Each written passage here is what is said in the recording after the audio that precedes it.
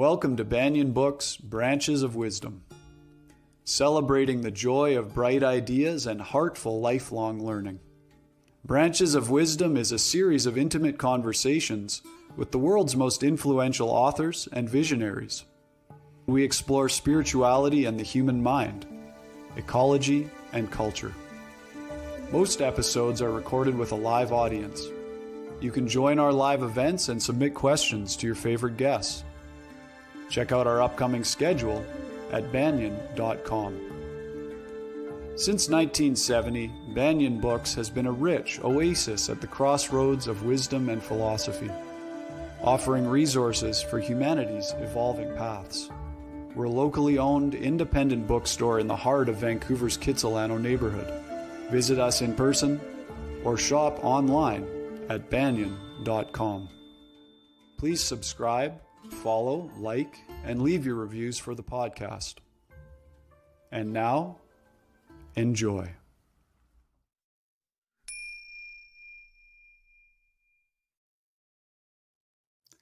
Hello and welcome. My name is Jacob Steele, the events manager for Banyan Books. This evening, we're delighted to host Lee Holden on his new book, Ready, Set, Slow. I'd like to begin by acknowledging that although we have participants joining us from around the world, the physical location of Banyan Books is on the unceded territory of the Coast Salish peoples, including the territories of the Musqueam, Squamish, and Tsleil-Waututh nations. If you enjoyed today's event, we invite you to donate to Banyan Books to help support these programs to be free and accessible for all. There's a PayPal donation link in the video description below. Lee Holden welcomes your questions. Please feel free to type questions into the chat box at any point during the event. And now for introductions. Lee Holden is an internationally celebrated Qigong master, recognized by the International Qigong Association. He's the author of the modern classic, 7 Minutes of Magic, and he's a beloved television personality who has been aired in over 50 million households in the US alone. Lee is a licensed Chinese medical doctor and acupuncturist, and the co-founder of the Santa Cruz Integrative Medicine and Qi Center. For more about Lee Holden, you can visit holdenqigong.com. That's HOLDENQIGONG.com. His new book is Ready, Set, Slow: How to Improve Your Energy, Health, and Relationships Through the Power of Slow. The Qigong master Mantak Chia described Lee as truly an inspiration, and he described Ready, Set, Slow as a genius. Deepak Chopra described the book saying, Ready, Set, Slow is a breakthrough in modern living. Lee gives techniques that anyone can benefit from. This is what the mystics of all ages have taught. Lee makes it accessible to us all. So I hope you enjoy the book and the event. It's a great honor to have him here. Please welcome Lee Holden. Thank you. Hey, Jacob, thank you so much for that introduction. I so appreciate it, and I so appreciate being here with you guys. I am on the road right now, so forgive me because I'm in a hotel lobby, but we make this work wherever we are, and that's what I love about it. Ready, Set, Slow was an inspiration to help people take mystical practices and bring them into everyday life, because life is a mystery, and why not create more moments each and every day of high elevation and improved energy. You know, my background is in the energy arts. I've studied and trained Qigong for the last 35 years. And in fact, you heard Jacob give a quote by Master Mantak Chia, and I was lucky enough to be his ghostwriter for many, many years. I wrote maybe 8 to 12 books for him. I say 8 to 12 because I was on a team of writers, and some of them I co-authored, one called Simple Qigong, and other ones I just was part of the team with Mantak Chia back in the mid to early 90s. So quite a long time ago, and it was definitely for me, it was a Mr. Miyagi Karate Kid type of moment. I would, Mantak Chia had me come to Thailand where he had his retreat center. I'd wake up every morning very early, and I would go to his house that was on property of the retreat center. And 5 a.m. go over to his house, and we'd train Qigong all morning until the retreat actually started. And my job was to write everything up into notes and to organize the content into kind of chapters of a book. And this gave me very hands-on experience working with a master who at the time was probably the world's foremost authority in Taoist and Eastern esoteric practices. And what I like to do is, after I finished working with Mantak Chia, when I'd come home, my idea was, how do I explain all these esoteric practices to my friends now working in Silicon Valley? Most of my friends and colleagues from UC Berkeley didn't go to Thailand and do Qigong. I was probably the only one. And everybody else was working in Silicon Valley, making a lot of money because there was a dot-com boom happening. And I was a poor guy in terms of money, but rich in energy, because I was traveling all over the world, not only training with Mantak Chia, but what I did was, anytime I would fly from California to Thailand, I would stop off in China and study with other Qigong masters. Now, I don't know if you know what Qigong is, but Qi means energy, life force energy. Gong simply means to work with life force energy. And working with life force energy, the practices often were slow practices, meaning you'd move your body in very slow kind of martial arts type of motions. Tai Chi was a practice that was used the principle of slow as a way to empower and increase internal energy. Slowing down through movement was actually the secret of energy cultivation. So in this book, Ready, Set, Slow, what I love to do is apply slow, energetic principles to everyday life circumstances and see, does it make it better? For example, in the book, we go into body, mind, and relationships. How do we slow down in these three areas of our lives to improve energy levels, to improve connection with our loving partners, or families, or our colleagues, to improve the way in which we have some semblance of control of our minds?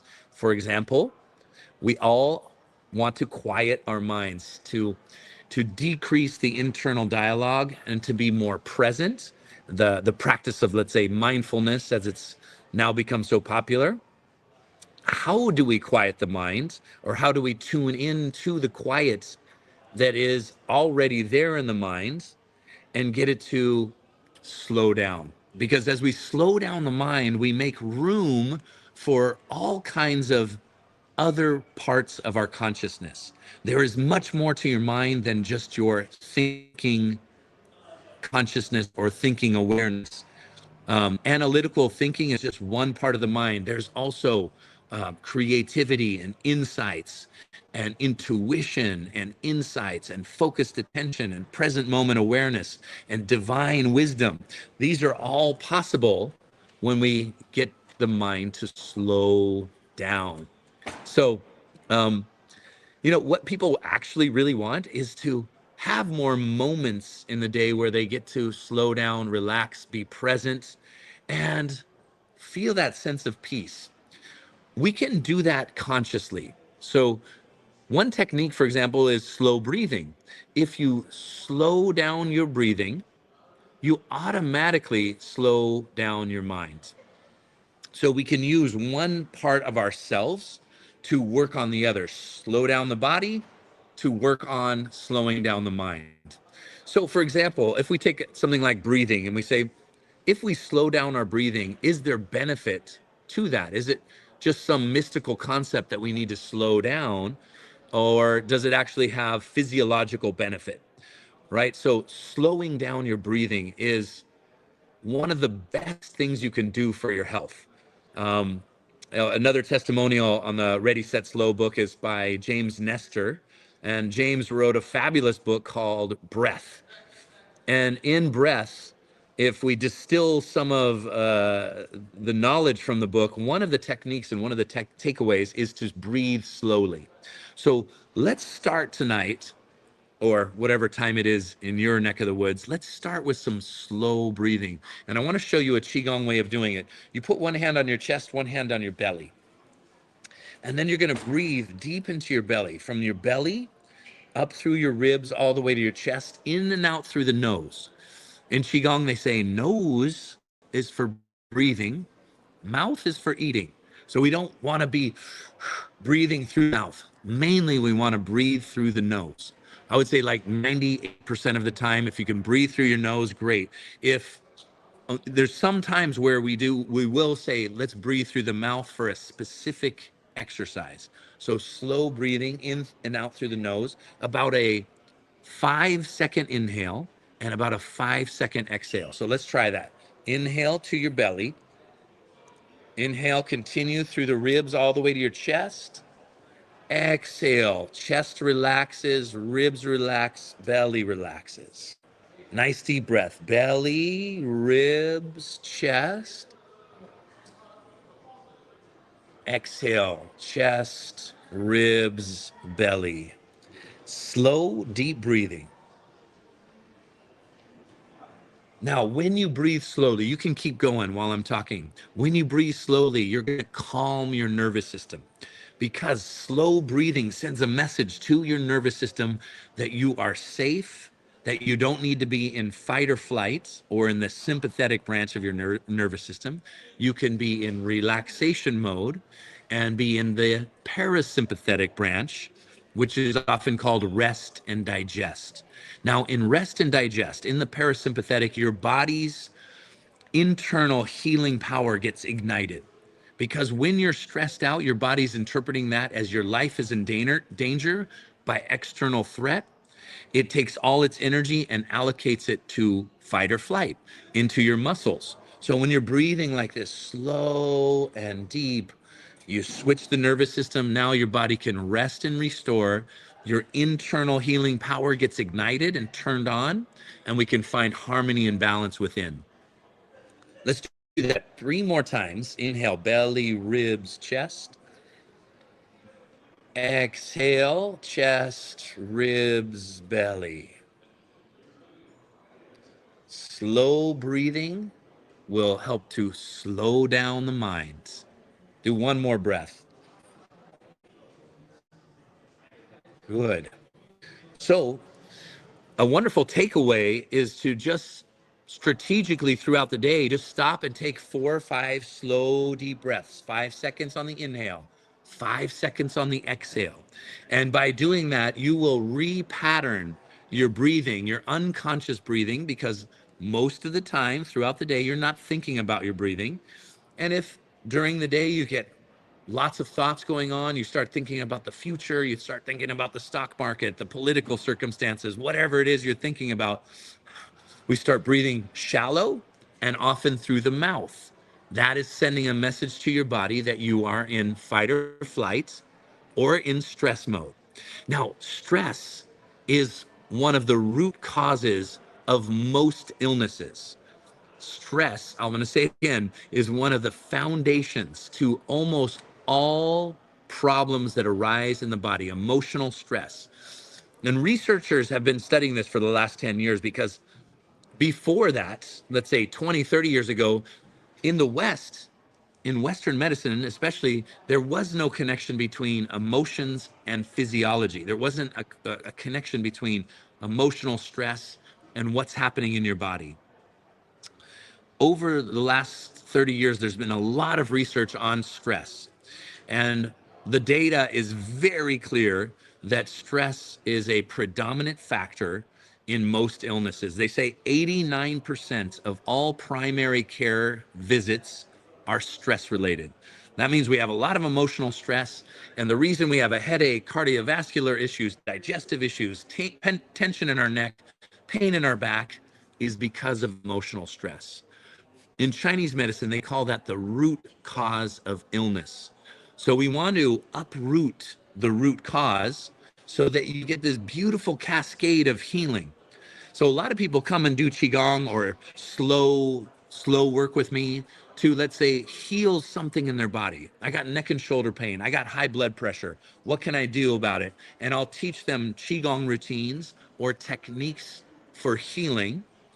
And not only does the neck pain go away or the blood pressure balance, but you get this beneficial side effects, meaning that you're going to sleep better, you're going to have more energy, your relationships improve, all because we're managing our stress better and we're increasing energy.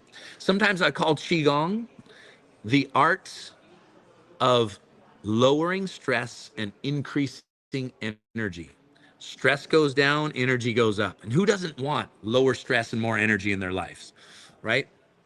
Jacob was talking about my public television show, and the name of the Qigong, we didn't call it Qigong, we called it Less Stress, More Energy with Qigong.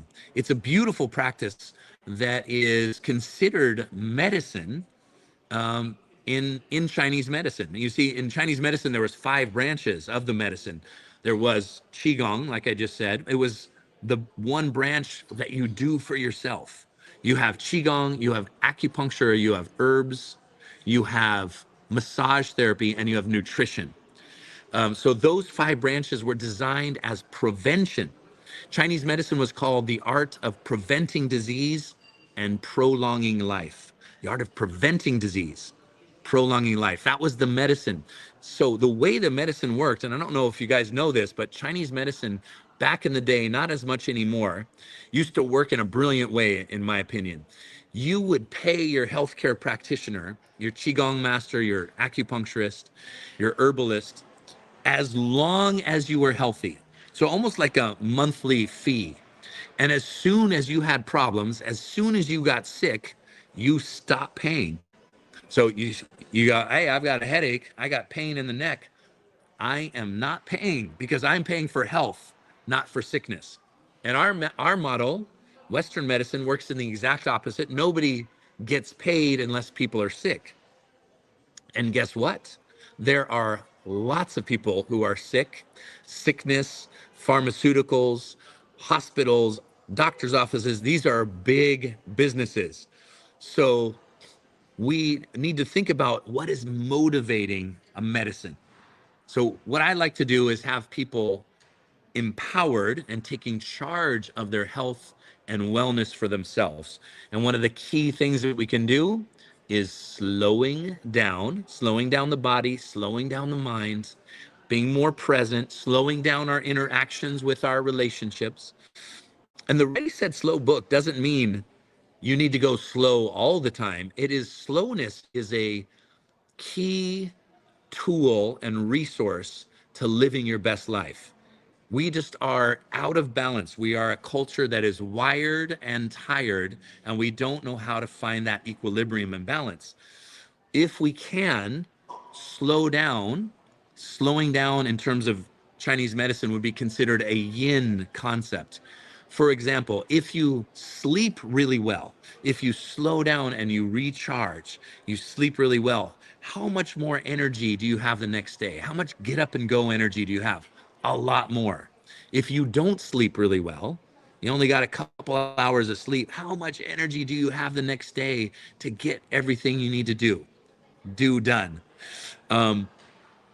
So what this concept is to replenish our yin energy through slowing down, through meditations, through slow body movements, so that we have a surplus of energy. Now we can go and really take charge of our lives with an abundance of yang energy as well. Yin and yang need to be in harmony and in balance. So that is the whole concept of this practice. Now we looked at breathing. Slowing down your breathing helps the nervous system, but people that breathe slowly live longer. Better breathers have a much higher longevity rate than shallow breathers. In fact, respiratory capacity is directly linked to longevity. So when we did this and move the rib cage, the diaphragm, the muscles in the chest and the upper back, you improve how much you breathe, how strong your respiratory capacity is. Now, the concept of slowing down does a couple of things. When you're breathing slowly, you are not taking in as much oxygen.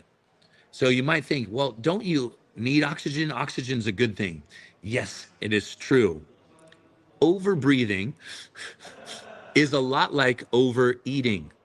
Fast breathing is like consuming too much oxygen. Overeating isn't good for ourselves. Eating the right amount that the body can process is. Overbreathing is just as detrimental especially in a chronic way. Slow breathing, what it does to the body is that it builds up more carbon dioxide. Carbon dioxide, we often think of as toxic. That's why we need to exhale it out. But when carbon dioxide increases, it tells the body, release the oxygen that's already in the blood. Release the oxygen. Everybody, most people, I should say, have enough oxygen in their blood. If you did an oxygen blood test, put that on your finger, most people are in the 95% and above. We don't need more oxygen. We need more oxygen available to ourselves. When you breathe slowly, your body says, oh, there's more carbon dioxide, release that oxygen. It's the same thing in altitude. If you go in higher elevations in the mountains, there's not as much oxygen in the air. People tend to live longer or are healthier because their body is more oxygen efficient. So that's what we're trying to do. Slow down your body becomes more oxygen efficient. Let's look at something else in the body. For example, eating. If you slow down when you're eating your food, your body's going to turn the food into energy. Much better, much quicker than if you eat too fast, because digestion, it starts in the mouth. So if you really chew your food, by the time it gets to your stomach, it's already started the process of digestion, transforming food into energy. If you eat too quickly, food ends up in the stomach. We overeat because it takes 20 to 25 minutes for the stomach to tell the brain, hey, we're full. Not only that, is that you're putting all this food into the stomach that doesn't have enough enzymes from the saliva. So your body has to work extra hard. And if we're stressed out, often when we eat fast, it's a sign to your body that you're stressed, in the same way that when you breathe fast, the body says we're in danger. So again, it's the opposite of rest and digest. Your body's not going to digest it. It's going to store it as fat, because you're like, hey, the body's like, we don't need to digest this food right now. We're stressed out. We're in danger. We'll do it later. We'll store it and we'll keep it until we have time when we're feeling safe to digest it. So slow eating is very important for energy. And basically what you can do is chew your food. I think the recommended amount of chews is 32. 32 chews is quite a long time.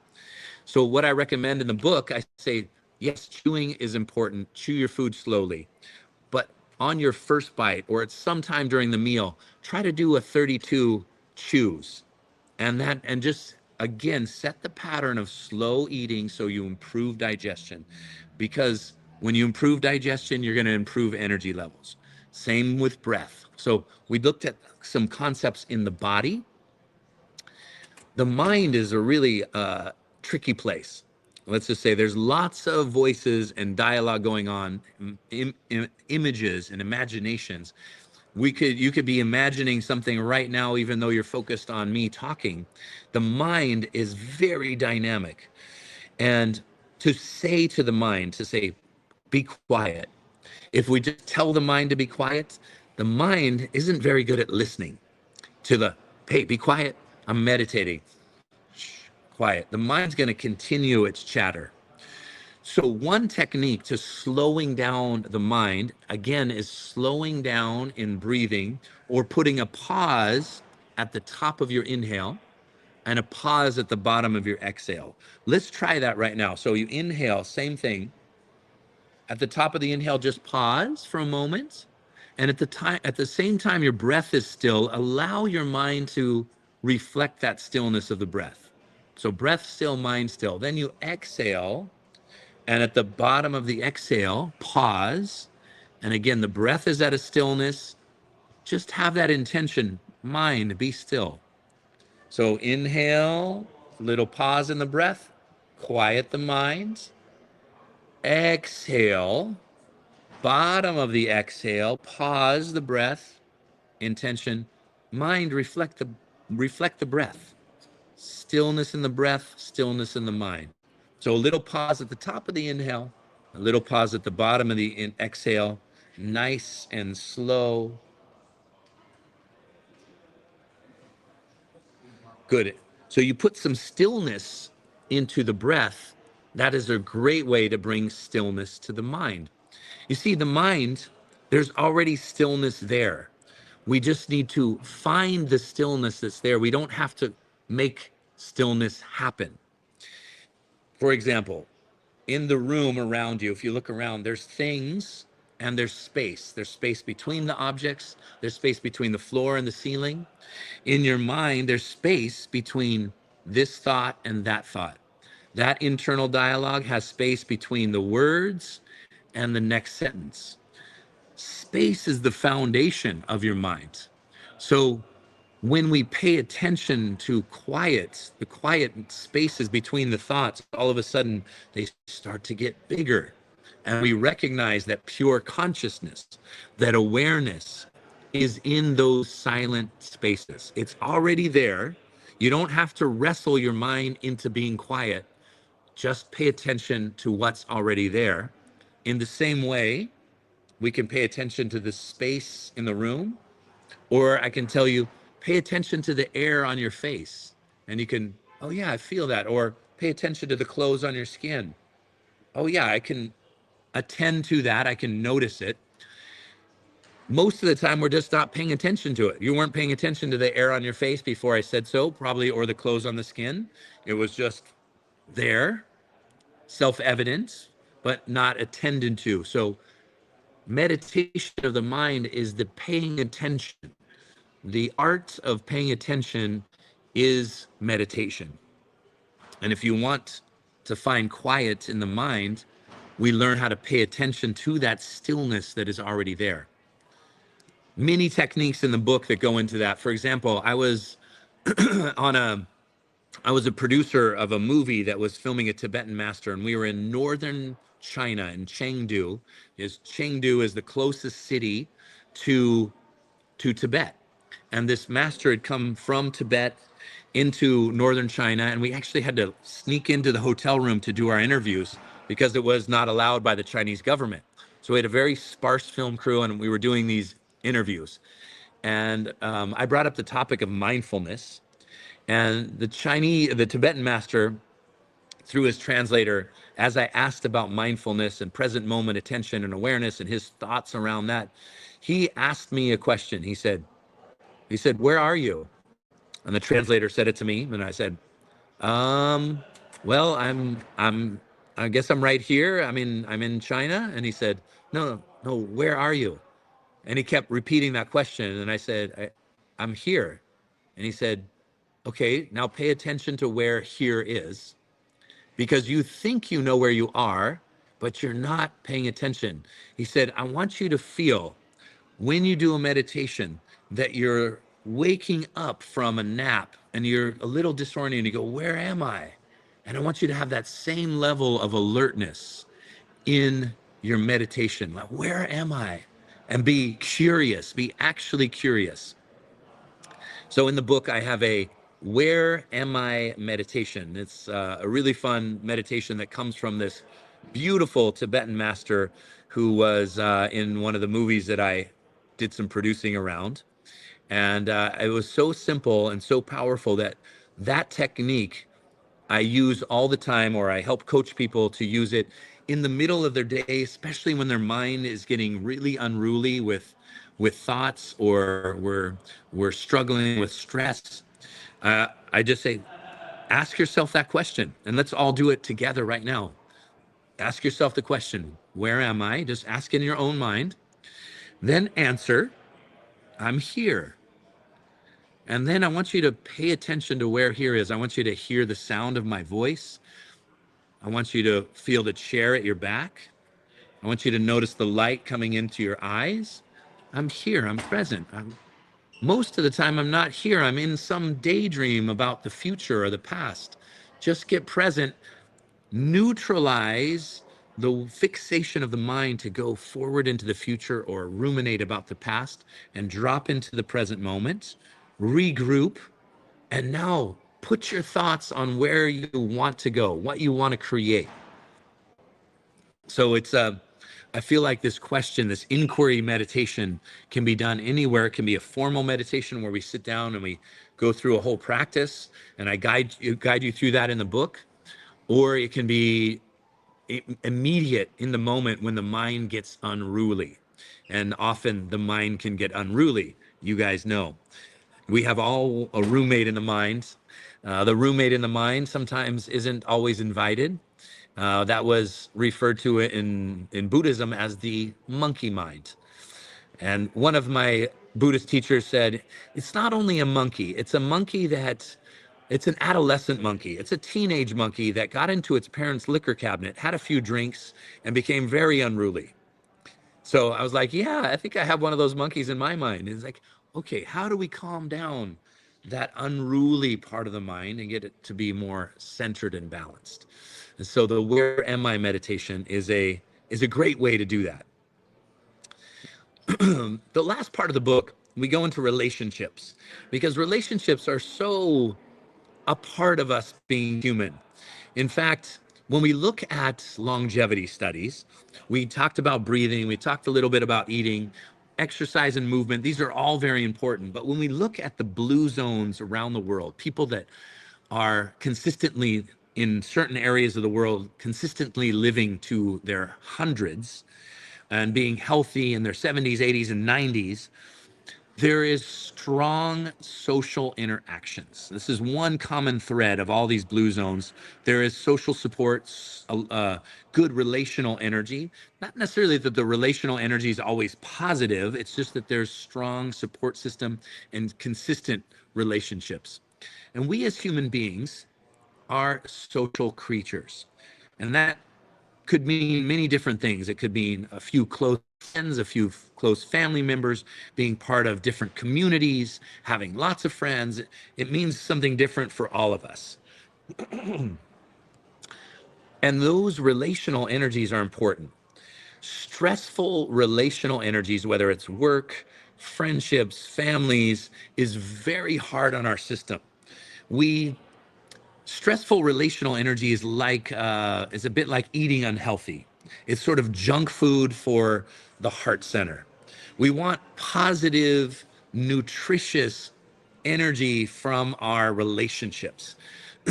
And that makes us feel good, and it is good for us, and it is great for our health and longevity. Now, one way to really help to exchange positive energy in our relational energy is to slow down, especially when there's heightened emotional energy. Often when emotional stress kicks in, somebody says something we don't like. Somebody had a hard day at the office, they come home from work, they're agitated and irritated, and the rest of the family starts to feel it. What can we do to neutralize or to improve upon the quality of energy in relationships? And one great thing to do is slow down, take the urgency out of conversation and interactions. Say, I really feel myself getting a little stressed out and agitated. I'm just going to take 5 minutes. I'm going to do some slow breathing. I'm going to take a walk outside, and I'm going to come back and have this conversation when I feel a little bit more centered.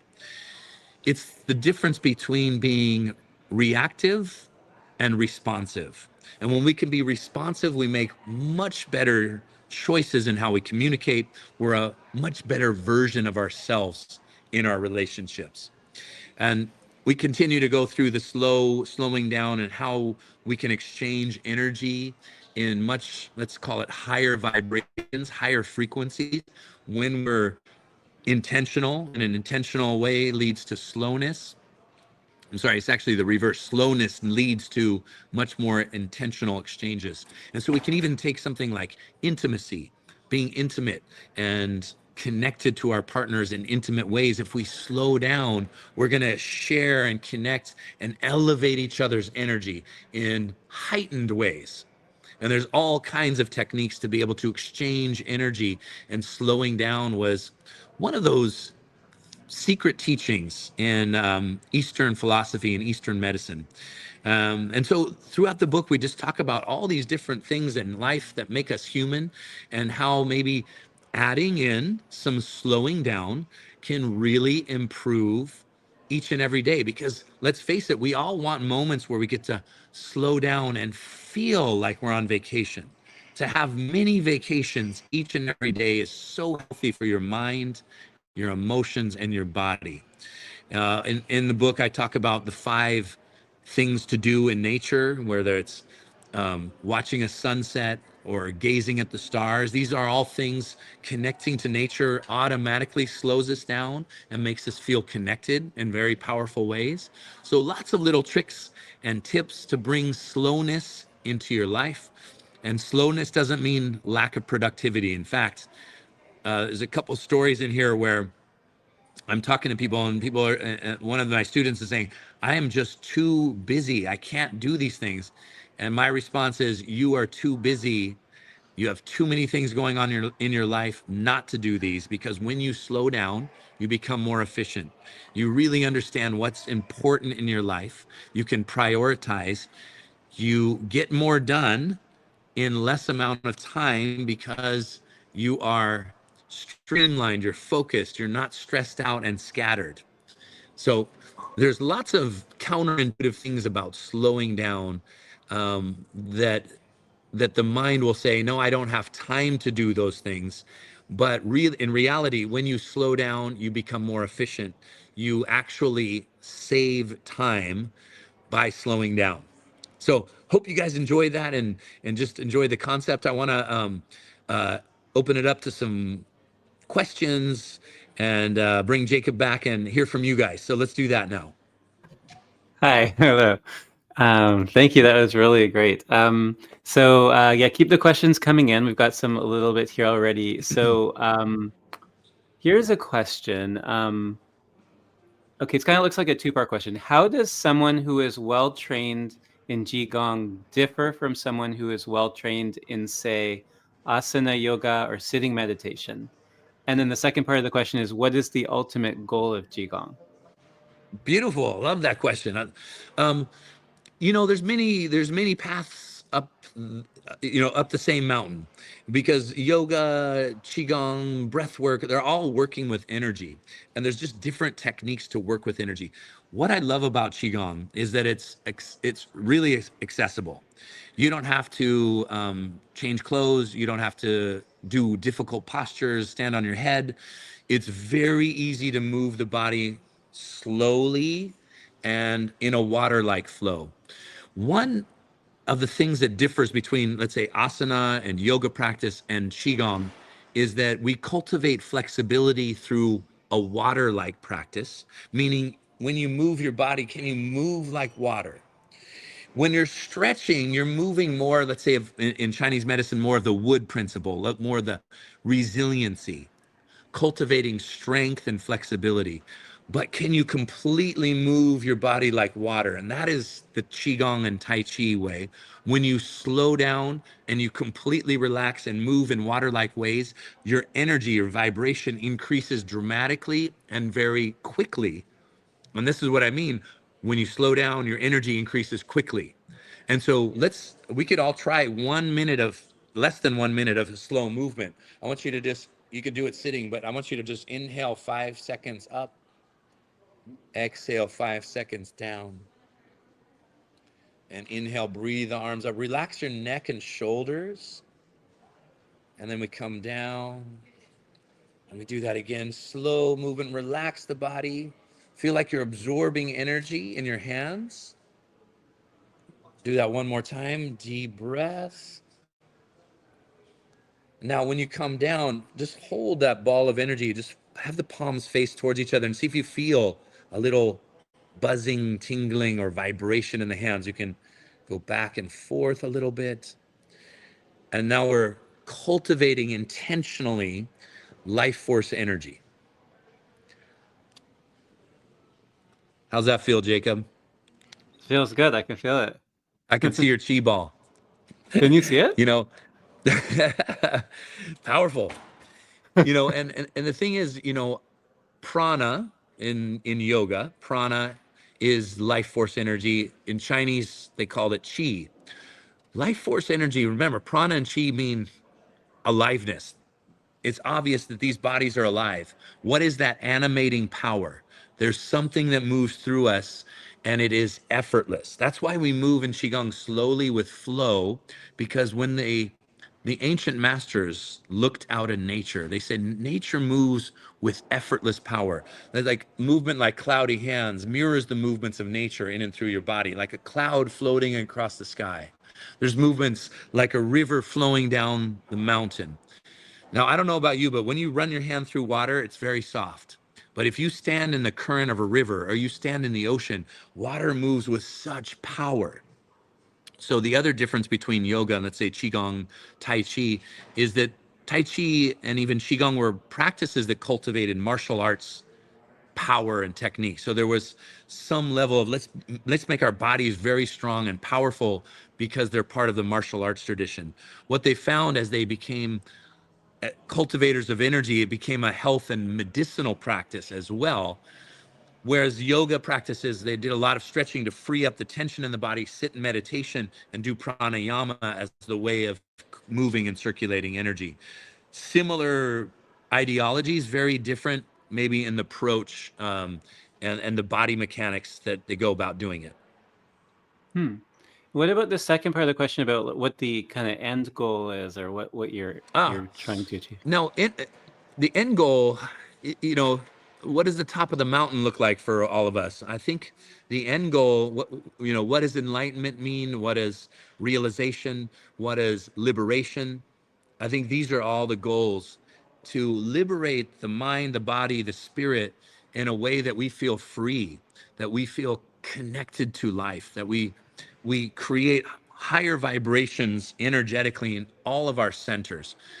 So in Chinese medicine, let's say the belly, the heart, and the head, where they're called the three treasures. Very similar to the chakras, but in Chinese medicine, we're going to talk about these three centers. Energy of the body is the belly. Energy of our heart is the chest, is the heart center, and the energy of the head is the spirit. Now, each of these centers can have low vibrational energy. The body can be unhealthy. We can be in emotional torment. We can have turbulent and negative thoughts. Low vibration in each of these. We can also raise the vibration. Raising the vibration would be considered, let's say, enlightening these centers. We can have free, healthy, vibrant bodies. We can have loving, compassionate, kind hearts, high vibration versus negative vibration, and we can have clear, divine wisdom pouring through our consciousness. Raising the vibration in each of those three centers in Taoism or in Qigong practice is the goal. Some systems, they just take one. Let's just be kind and compassionate. Let's not worry about the body, or let's just be present with the mind, and let's not worry about these emotions or the physical body. In Taoism and Qigong, there's an energetic focus on wholeness and unity to gather all of it together and raise the vibrations in all different aspects of ourselves. Very good. There's a question from Mariana. Can you comment on similarities and differences between Qigong and Tai Chi? Love it. Yeah, and I think that is a great question. Tai Chi is a form of Qigong. Qigong is much older. Tai Chi sprung up. I know all this right now. It's really fresh in my mind because on Sunday I'm teaching my last of an 8-week series of Tai Chi. So I did a Tai Chi course through my own community, and we do it, all these beautiful little short forms. And I made Tai Chi an energy cultivation practice. It's an extension of your Qigong practice. But traditionally, Qigong was building energy, and Tai Chi was a martial arts practice. That's how Tai Chi started. Eventually, Tai Chi became a health practice, a health and energy, a relaxation practice, just like Qigong. So it would be considered a martial style of Qigong. And I'd say the main difference you can think of is that Qigong, the movements repeat themselves. Like we just lifted the arms up and down over and over again. Where in Tai Chi, you're going to do that one time, and then you're going to go on to another movement, and then you're going to go on to another movement, and then you're going to go on to another movement. where Qigong is going to repeat. So it's going to be a little bit easier, a little more accessible, and not as difficult to learn. And you don't need as much space. Great. There's a question from Charlene. Maybe there's lots of people who can relate to this. I found I don't have the patience of physical calm even to do that slow breathing exercise. I guess the one at the beginning. What do Yeah. you recommend for someone like myself? I think it's just showcasing really what you need. And like, this is good. And it's just showing you, oh, my system is charged up, a lot of internal stress, and you're not alone. This is very common, that to slow down is difficult because we constantly feel that need to be going quicker. So I'm going to just say practice. I like the body movement. So doing some Qigong will be very helpful. You might need to disperse some stress first before you slow down. So dispersing stress, I'm going to show you one exercise. You can shake like this.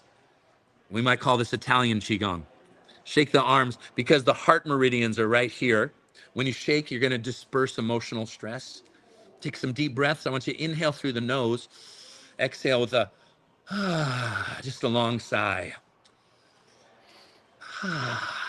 Okay, now do that you could do it for 2 or 3 minutes. Now when you come back to this, it's going to be much easier.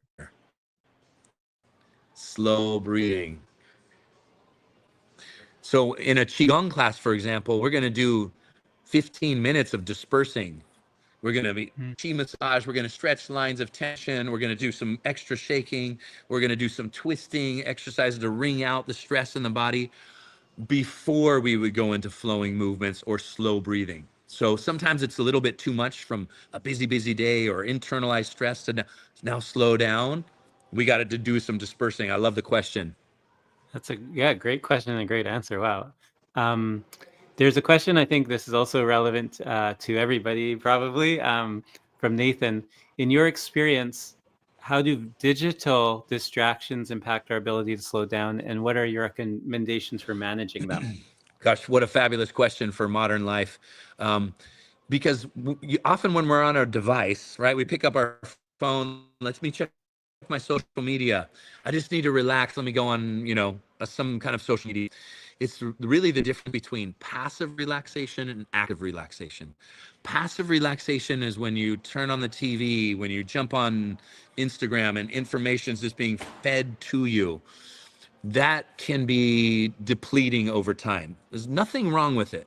It's just too much time in passive relaxation is another form of stress. In the same way, sitting too long is going to create stagnation of energy in your body. Being on a device, passive relaxation is going to create stagnation in your mind. So what my recommendation is, if you're on your phone doing social media for 30 minutes, do some active relaxation for 30 minutes. Just balance it out. Do yoga, qigong, breathing exercise, meditation. All of those things are active relaxation. Think of active relaxation like a nice walk during the sunset. You're gonna, oh wow, that I feel good. I feel healthy. Like I have teenagers, when they're on their phones and devices too long, they get cranky. They're just like, "Rah, rah," they're cranky. I'm like, okay, time to get out in nature. Let's stretch a little bit. Let's do a little shaking, and immediately a mood improves. So kind of a short answer to that, because it's a big topic and it's one of our modern life things that we just have to deal with and get more skillful at. And I guess it's not something that the ancients had to deal with. That's um, right.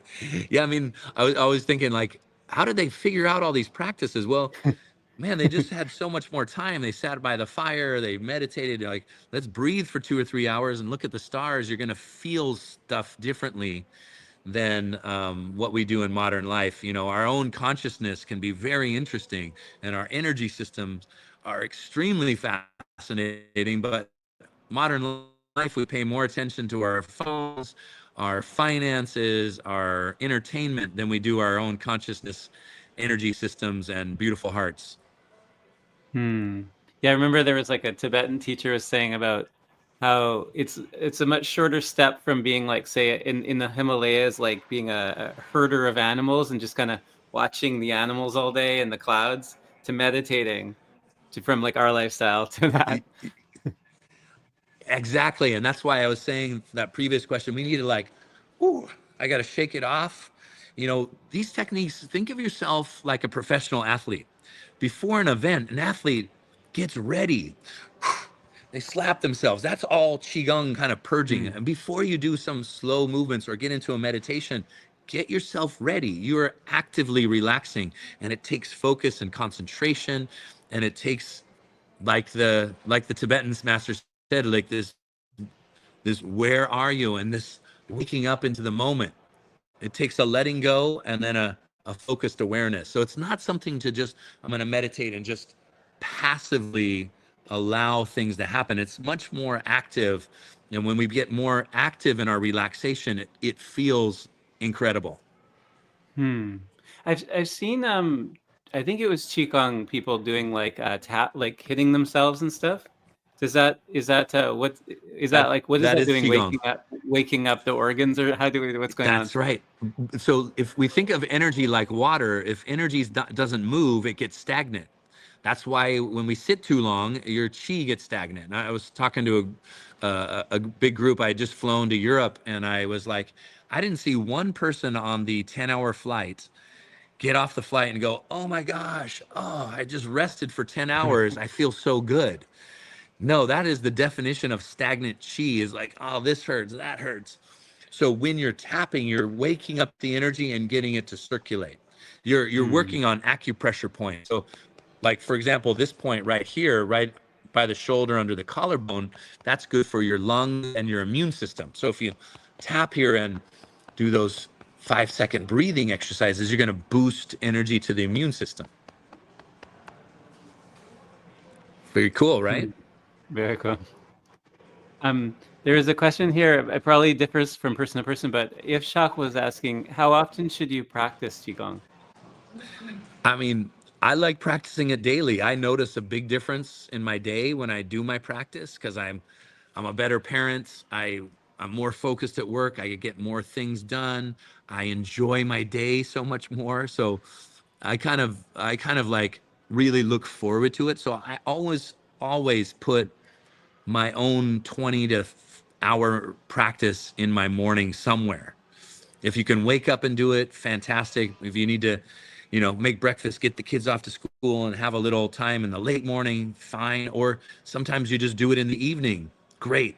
Um, I mean, is 20 minutes a week, 20 minutes 3 times a week better than nothing? Absolutely. Way better. So consistency over time will really help. 20 minutes a week, 20 minutes 3 times a week is like a good foundation maintenance mode. 1 hour every day, you're going to really be working on your health and longevity. Hmm. There was a question about your work. Valentina was asking if you offer online classes for Qigong as well. I sure do. I teach 3 times a week online, so people come on Zoom and take my class. I do a 20-minute Q&A beforehand. People ask about all kinds of things, and then we do an hour class, a 15-minute class, and a 10-minute meditation, so an hour total. And if you can't make the class, it's always on the member homepage, so it's like on-demand classes, or you can come live on Zoom like we're doing. Nice. Now that's on holdenqigong.com, video class Okay. subscription. You, HoldenQigong.com. Here it is right there on the screen. yes, that's it. Thank you. Absolutely. Jacob, that Wow. was Well, fast. That's a wonderful little graphic. yeah, thank you. Yes, we've got a very good system here. Oh, wait, see, I think another question just came in. Oh, that was just a thank you. Well, there was one question maybe it's, I don't know if it's on topic or not. You can let me know. But Julia was asking about how do you have recommendations for how to manage sexual energy? No, that's great. I mean, slowing down can be very helpful. Nobody wants to rush through the most pleasurable things in life, and whether it's being intimate or watching a sunset or anything. I would think the slowing down breathing with your partner is a way to exchange energy. When we're being sexual, we're not always trying to have a baby. What are we doing when we're being intimate? We're trying to exchange energy. We're trying to raise our vibration and increase the pleasure in our bodies. And so slowing down is one step.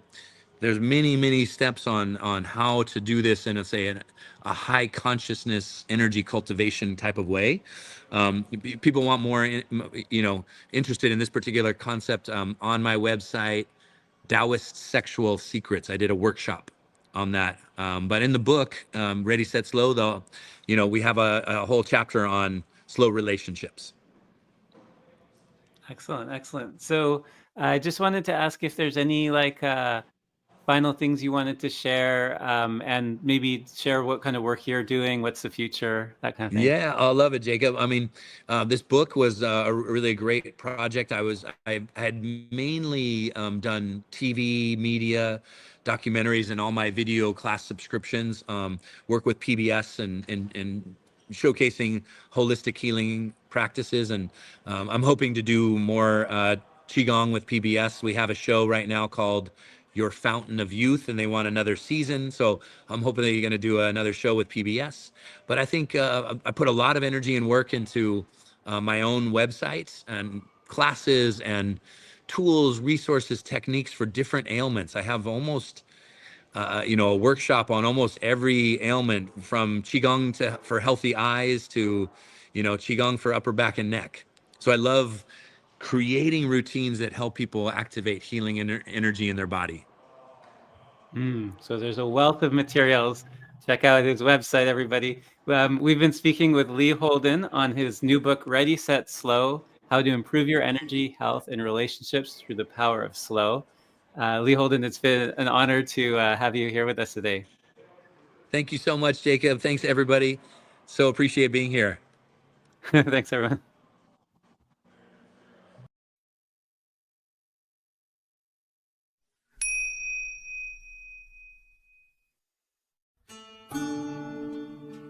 Thanks for joining us for Branches of Wisdom, a podcast of Banyan Books and Sound, Canada's spiritual and healing resource since 1970.